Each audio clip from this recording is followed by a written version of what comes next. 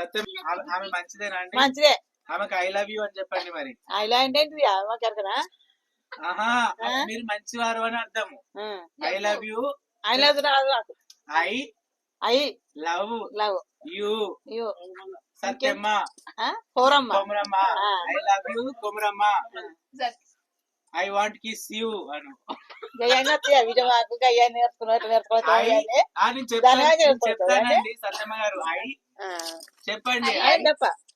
ఆమె మీకు I love you చెప్పింది కదండి, ఇప్పుడు ఆవిడకి ఇవ్వండి. చెప్పాలి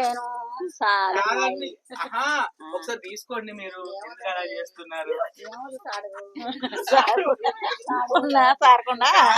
ఒకసారి ఇవ్వండి.